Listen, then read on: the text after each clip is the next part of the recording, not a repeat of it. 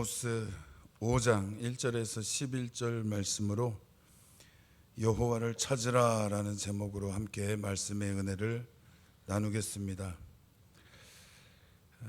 김옥순 권사님 기도해 주신 대로 말씀으로 은혜 받으시는 시간 되기를 바랍니다.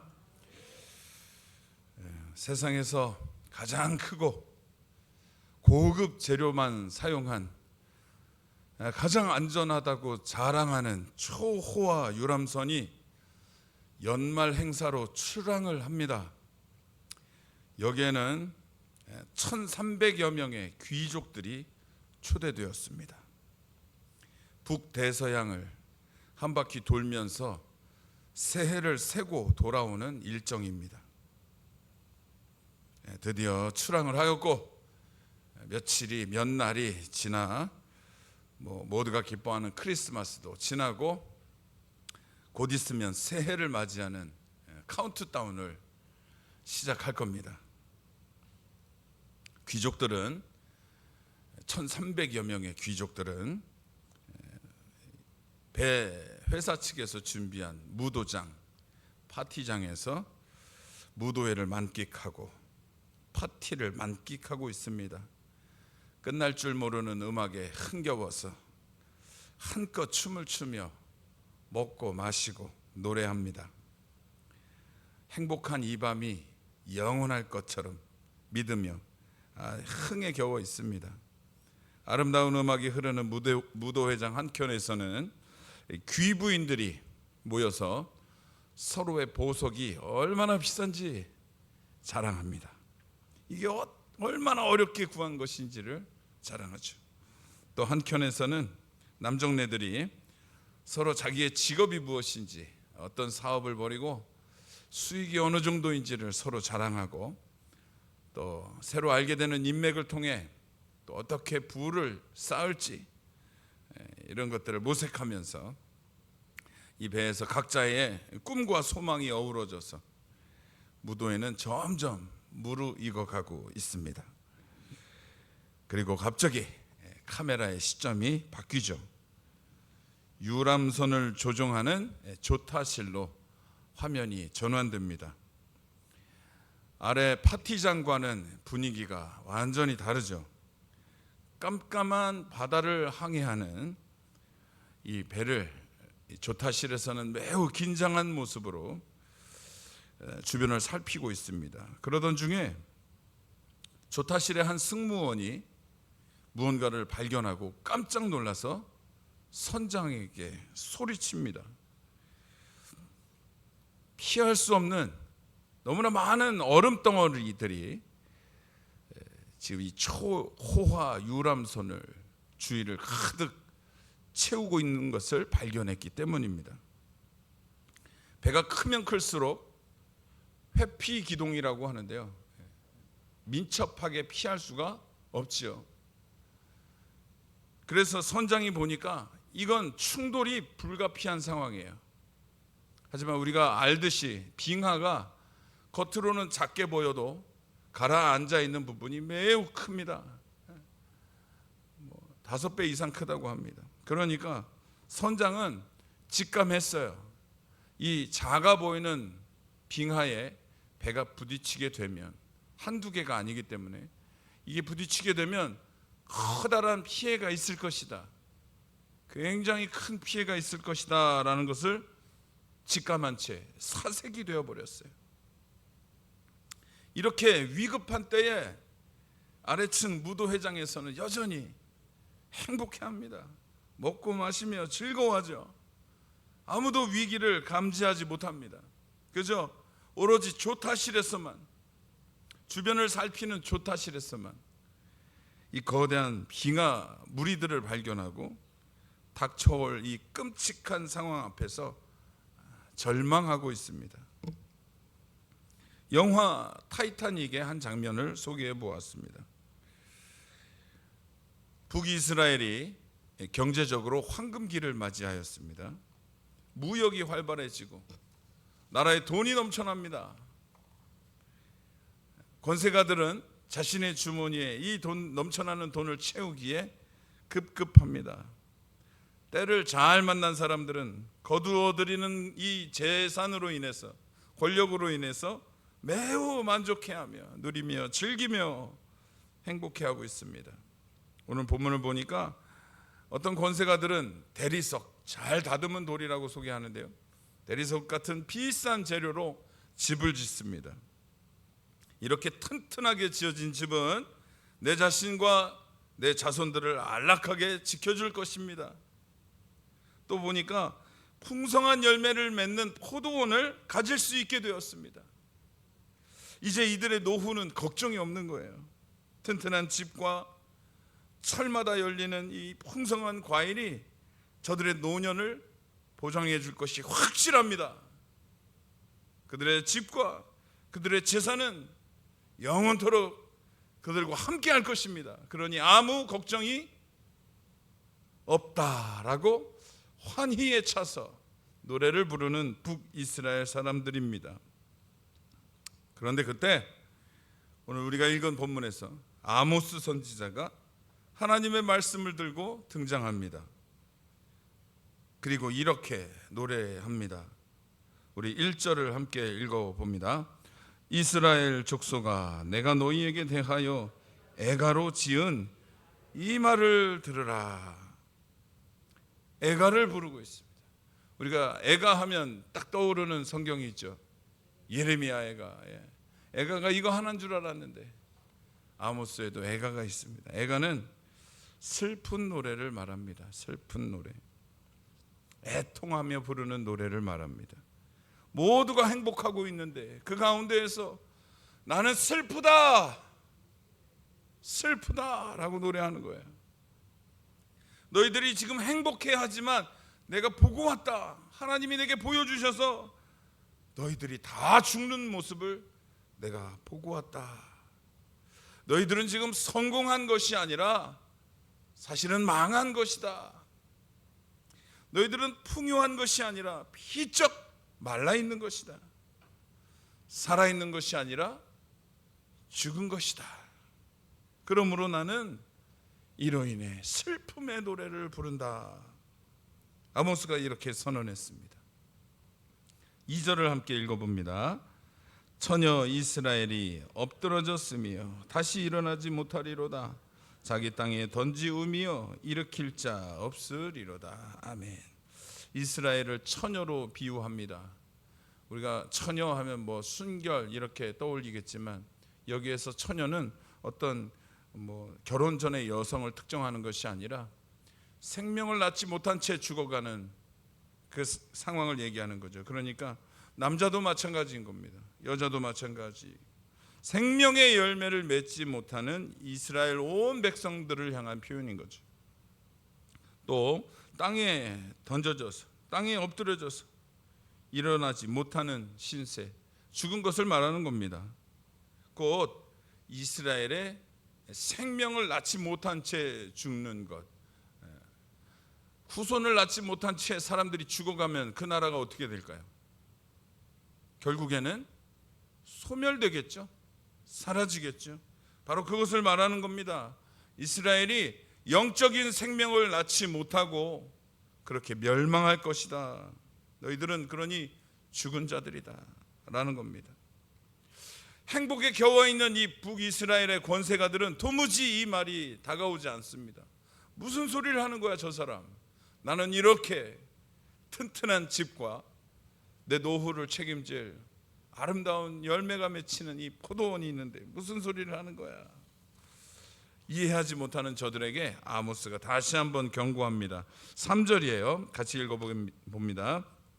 주 여호와께서 이와 같이 말씀하시되 이스라엘 중에서 1000명이 행군에 나가던 성읍에는 100명만 남고 100명이 행군에 나가던 성읍에는 10명만 남으리라 하셨느니라. 아멘.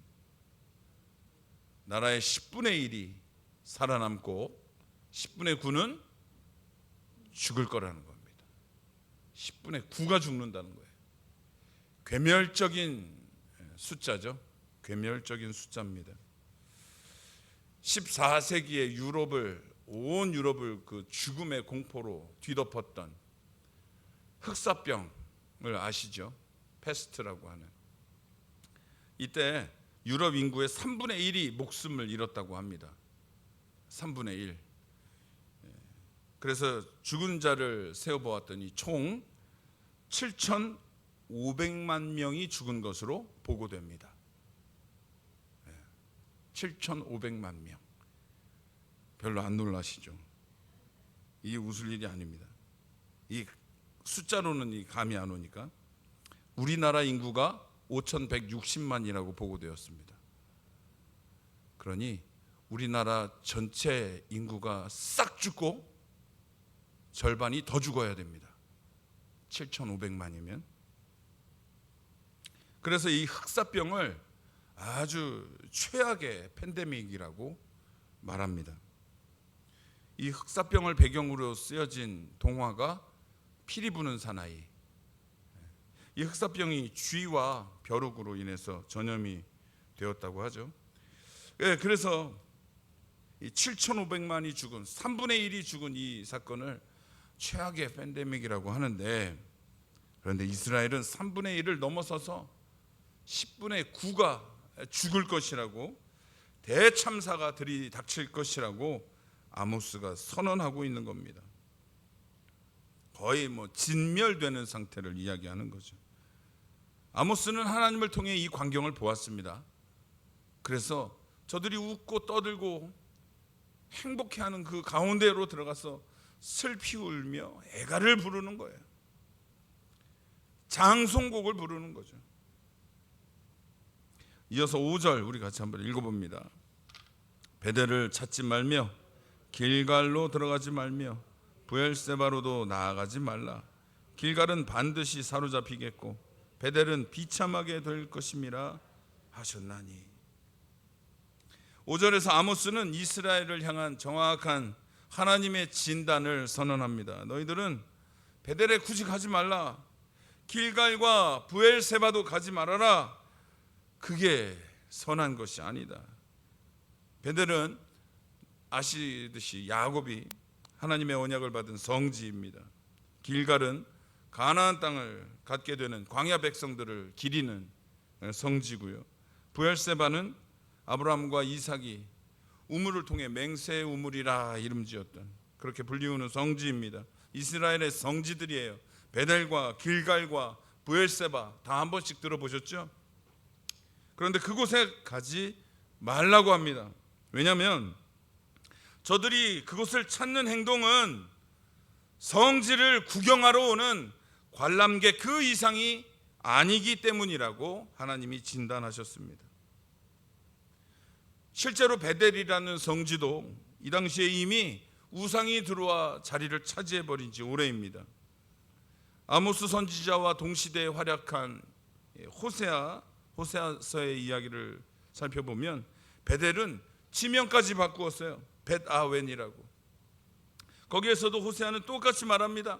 나뭇가지에게 기도하고 그 나뭇가지에게 응답을 받는 자들아. 그래서 벳아원도 길갈도 가지 말라고 호세아도 똑같은 이야기를 합니다. 이미 베델과 길갈과 브엘세바의 그 의미가 퇴색되어져 버린 거죠. 이제 그 거룩한 성지에는 참된 예배자들을 위한 자리는 사라져 있고, 그것을 방문하는 관람객들에게 우상에 대한 어떤 동상이나 여러 가지 우상을 섬기는 재물을 파는 장사꾼들로 그들이 자리를 다 차지하고 있는 거죠. 그래서 그것을 찾는 북이스라엘의 권세가들, 너희들 역시 예배자로서 그곳에 가는 것이 아니라 신기한 물건을 구경하고 좋은 다른 색다른 경치를 보고 또 그것을 방문한 것으로 나의 신앙의 경건함을 자랑하려는 그 마음들을 하나님이 다 알기에 베델을 찾는 것, 길갈을 찾는 것, 브엘세바를 찾는 것, 그게 하나님이 기뻐하는 모습이 아니다. 거기에 선함이 없다라고 진단하고 있는 겁니다. 우리 7절을 같이 읽어봅니다. 함께 읽겠습니다. 정의를 쓴쑥으로 바꾸며 공의를 땅에 던지는 자들아. 이들에게 정의가 없는 자들, 하나님의 공의를 땅에 던져버리는 자들이라고 말씀합니다. 쓴쑥은 뭐예요? 아무도 거들떠 보지 않는 거예요. 정의가 지켜지지 않는 사회인 거예요. 공의를 땅에 던지는 자들이에요. 하나님이 세우신 공의가 그들의 삶에서 중요하지 않은 거예요. 그래서 하나님이 너희들이 그런 마음으로 정의를 거들떠 보지도 않고 하나님의 공의를 땅바닥에 던지는 너희들이 그런 마음으로 베델을 방문하고 길갈을 방문하고 브엘세바를 방문하여 관광을 한들 하나님이 그걸 기뻐하시겠느냐? 그것으로 너희의 신앙의 모든 책임이 다했다 할 수 있느냐라고 진단하고 계시는 거예요. 주일 말씀과도 매우 연결이 되죠. 예수님이 성전을 청결케 하셨던 이방인의 뜰을 장사꾼들이 다 차지해서 예배하러 온 자들이 예배할 곳이 없는 거예요. 내가 비록 이방인이지만 예배하러 왔는데 이방인들을 위한 이방인의 뜰이 장사치들로 가득 차 있는 거예요. 구경꾼들로 가득 차 있는 거예요. 지난주에 담임 목사님과 함께 교육자들이 어떤 재래시장을 갔어요. 사람들이 북적북적하고 많아요. 가만히 서 있을 수가 없어요. 뒤에서 밀려오는 인파 때문에 비켜줘야 되고 오래 구경하기도 불편해요. 성전이 그렇게 돼버린 거예요. 기도하려고 예배하려고 이방인의 뜰에 서 있으면 장사꾼들이 밀어대고 구경꾼들이 밀어대고 비켜달라고 이야기하고 하나님이 기뻐하시는 모습이 아니라는 거죠. 다시 본문으로 돌아와서 이스라엘을 향한 아모스의 진단이 계속되고 있습니다. 사실 너희들이 쌓고 있는 주머니에 채우고 있는 그 부와 명예가 어떻게 이루어진 것인지 아무도 모를 줄 알았지. 그런데 하나님이 다 보고 계셨다. 다 보고 계셨다라고 얘기합니다. 11절인데요. 같이 한번 읽어봅니다. 너희가 힘없는 자를 밟고 그에게서 미래 부당한 세를 거두었은즉 너희가 비록 다듬은 돌로 집을 건축하였으나 거기 거주하지 못할 것이요 아름다운 포도원을 가꾸었으나 그 포도주를 마시지 못하리라. 너희들이 지은 이 집의 대리석은 이 다듬은 돌은 백성들을 힘없는 백성들을 밟고 착취해서 얻어낸 것임을 하나님이 다 안다라는 거예요. 너희들의 그 포도원마저도 너희 땀과 너희의 수고가 아닌 힘없는 자들을 쥐어짜서 만들어낸 마련한 그런 열매임을, 눈물의 열매임을 하나님이 다 알고 계신다라고 고발하고 있어요. 네, 말씀을 비추어 보면 지금 북이스라엘은 돈과 권력의 맛을 맛보고 만 거죠. 그 맛을 알아버리자 이방인을 나그네를 환대하던 이 이스라엘 사람들이 이제 힘없는 자를 쥐어짜고 착취하면서 내 주머니를 채우는 데 급급해하고 있어요. 힘없는 이들을 돌보기는커녕 오히려 그들을 이용해서 어떻게 하면 내가 부를 가질 수 있을지를 혈안이 되어서 살아가고 있는 거예요. 장사꾼들이 이방인들이 예배하러 오든 말든 상관없는 거예요. 너희들은 이방인이니까 예배 안 드려도 돼 하며 그들의 예배 자리를 빼앗고 내가 어떻게 해서든 조금이라도 더 팔고 부자가 되려고 혈안이 되어 있는 거예요. 성전 안에서 물건을 파는 자들이 예배가 어떻게 되든 말든 관심도 없는 거죠. 정의가 쓴쑥처럼 여겨지고 공의가 땅바닥에 버려져 있는 거죠. 하나님은 다 보고 계셨어요. 다 꿰뚫어 알고 계셨던 거예요. 네. 아무도 모를 줄 알았는데 하나님은 아모스 선지자를 통해 그들이 저질렀던 만행들을 고발하고 계셔요. 하나님이 어떤 분입니까? 우리 8절부터 9절까지 한번 읽어보도록 하겠습니다. 8절 9절. 묘성과 삼성을 만드시며 사망의 그늘을 아침으로 바꾸시고 낮을 어두운 밤으로 바꾸시며 바닷물을 불러 지면에 쏟으시는 이를 찾으라. 그의 이름은 여호와 신이라. 그가 강한 자에게 갑자기 패망이 이르게 하신즉 그 패망이 산성에 미치느니라. 아멘. 하나님은 바로 이런 분이십니다. 묘성과 삼성을 만드신 분이십니다. 묘성은 뭐예요? 북두칠성을 이야기합니다. 삼성은 뭡니까? 우리가 아는 그 회사가 아니라 오리온 별자리를 이야기합니다. 사람들은, 옛날 사람들은 하늘의 별을 보며 꿈을 꾸었죠. 소망이 되는 거예요. 너무나 아름답고 빛나죠. 하나님은 그것을 만드신 분입니다. 또 사망의 밤을 아침으로 바꾸시는 하나님이십니다. 반대로 낮을 어두움으로 바꾸시는 분도 하나님이십니다. 아무리 강한 자라 할지라도 단번에, 오늘 말씀에 나오죠, 단번에 패망시키시는 분이 하나님이십니다.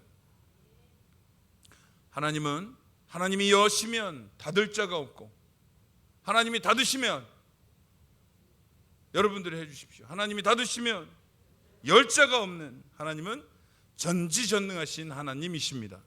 우리가 믿는 하나님이 그런 하나님인 거예요. 우리 옆에 분들하고 다시 한번 인사합시다. 하나님은 전지전능하십니다. 당신이 믿는 하나님이 바로 그런 하나님이십니다. 전지전능한 분 앞에서 우리의 삶은 자꾸만 하나님이 없는 듯 살아가고, 하나님이 요건 모르시겠지 하면서 살아가고, 이건 못하실 거야 라며 살아가는 그런 모습들을 말씀에 비추어서 반드시 점검하셔야 됩니다.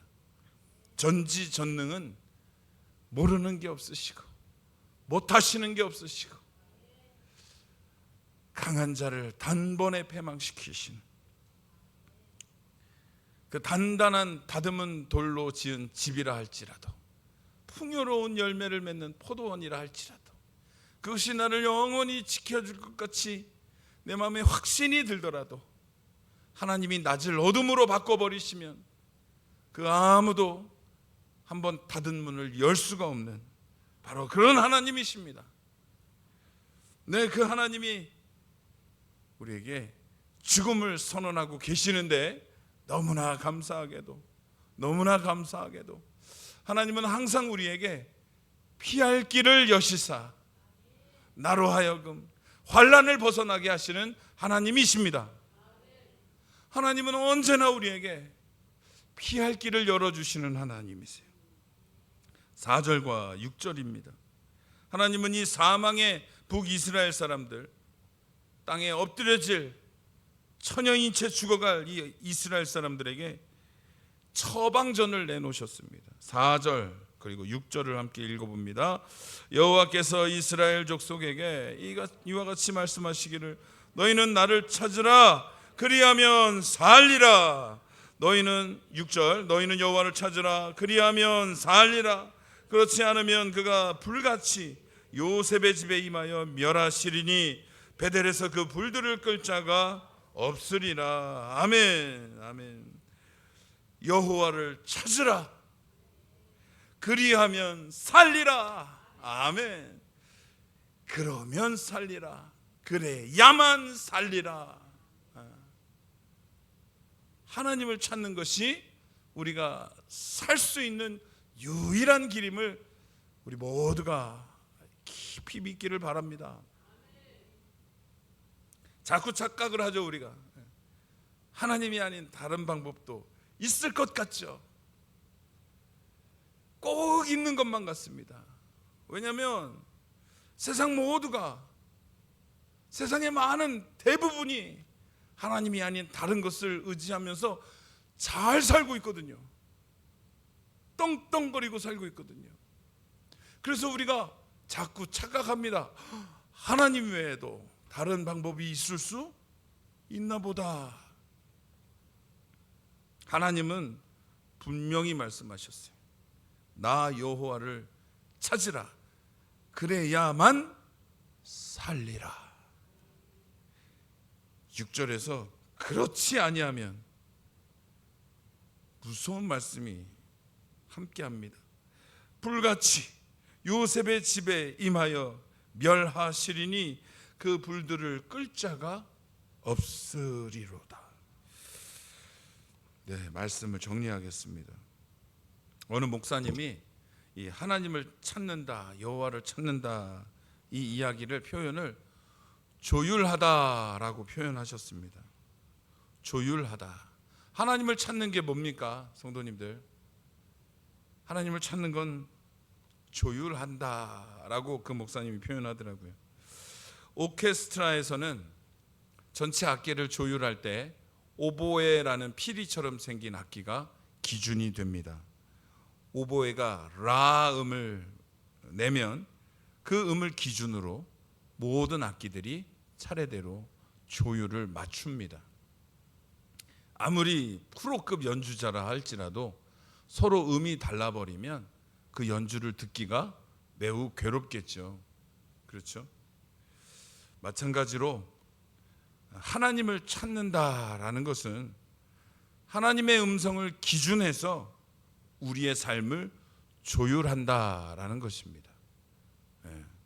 각자의 음을 내는 것이 아니라, 각자가 옳다고 여기는 음을 주장하는 것이 아니라 오로지 하나님 말씀에 우리의 삶과 우리의 가치관과 우리의 습관들조차 하나님 말씀에 조율하는 것, 이것이 여호와를 찾는 것이라고 말하는 겁니다. 세상에는 수많은 소리가 들려옵니다. 그래서 하나님이 들려주시는 기준음, 하나님의 라음이 잘 들리지 않을 때가 많지요. 세상의 소리가 워낙 시끄럽습니까? 그래서 어떻게 해야 합니까? 귀를 쫑긋 기울여야 합니다. 제가 예전에 밴드를 할 때 한 번은 주로 기타를 담당했었는데, 한 번은 베이스 기타 치는 분이 공석이 되어서 잠시 동안 베이스를 쳤던 적이 있습니다. 아주 잠시였어요. 잘 치진 못하지만. 그런데 어떤 유명한 곡을 잘 듣고 연습해서 밴드가 모이는 날 같이 연주를 하는 거예요.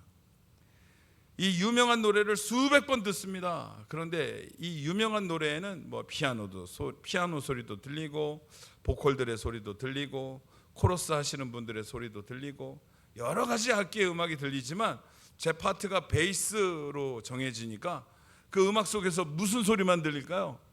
베이스 기타 소리만 들리더라고요. 희한하게도 처음엔 그게 어려웠어요. 막 이 소리 저 소리가 섞여서 들려오니까, 아니 여기서 도대체 어떻게 베이스 음을 따라하는 거야. 그런데 놀라운 게 계속 베이스 음에 집중하다 보니까 나중에는 이게 들려요. 그래서 베이스가 어떻게 변환되고 어떤 음을 내는지, 어떤 박자를 맞춰가는지를 알 수 있게 되더라고요. 계속 듣다 보니까. 하나님은 이렇게 시끄러운 세상 속에서, 여러 가지 소리를 내는 세상 속에서 오늘도 감사한 것은, 오늘도 말씀 속에서 우리에게 당신의 기준음을 들려주고 계십니다.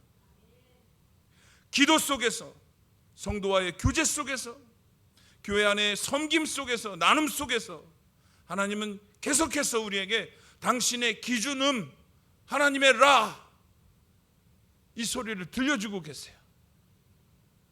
처음엔 그게 잘 안 들려요, 여러분. 그래서 계속해서 집중해야 돼요. 하나님 말씀을 찾아야 돼요. 하나님이 어떻게 생각하시는지를 찾아내야 합니다. 찾아내려면 집중해야죠. 집중하는 거예요. 하나님께 조율되는 거예요, 여러분들. 우리 동성교회는 하나님의 말씀에 조율되어지는, 하나님이 기뻐하시는 믿음의 공동체 되기를 소망합니다. 각자의 소리가 물론 옳다고 여길 때가 있어요. 각자의 나는 이렇게 살아와서 내가 생각하기엔 이게 옳아. 그렇죠. 다른 분은 다르게 살아왔기 때문에 다른 생각이 또 옳다라고 여기고, 이 소리들이 서로 부딪히면 갈등이 일어나죠. 그래서 교회 안에서는 언제나 하나님 말씀이 우리의 기준이 되어야 합니다. 그 말씀으로 똘똘 뭉치셔서 올 한 해 하나님이 우리에게 계획하신 그 멋진 사명들, 우리가 힘있게 감당해 나아가 하나님 앞에 영광 올려드리는 동성교회가 되기를 간절히 소망합니다. 기도하겠습니다. 하나님 감사합니다. 오늘도 우리에게 주의 말씀을 주시고 하나님의 음성에 귀 기울여 우리의 삶을 조율하고 하나님께 맞추게 하시니 감사합니다. 여호와를 찾으라, 그리하면 너희가 살리라. 우리 주의 약속은 분명히 확실히 지켜지고 또 변하지 않음을 믿습니다. 우리 이제부터 영원까지 여호와를 찾는 주의 백성들 되게 하여 주셔서 주님이 주시는 영원한 생명을 누리며 하나님의 마음에 합한 자로 살아가는 동성교회 모두가 되게 하여 주시옵소서. 세상의 큰 소리들이 우리를 미혹할지라도 바르게 분별하게 하여 주시옵시고 성령께서 우리의 발걸음을 인도하여 주셔서 주님이 바라시고 주님이 원하시는 나눔과 섬김의 자리에서 예수 그리스도 이름으로 주께 영광 올려드리는 우리 모두가 되게 하여 주옵소서. 말씀을 감사합니다. 가슴에 새겨지는 주의 은혜가 있기를 간절히 소망합니다. 감사드리며 살아계신 예수님의 이름으로 기도드립니다. 아멘. 아버지 감사합니다.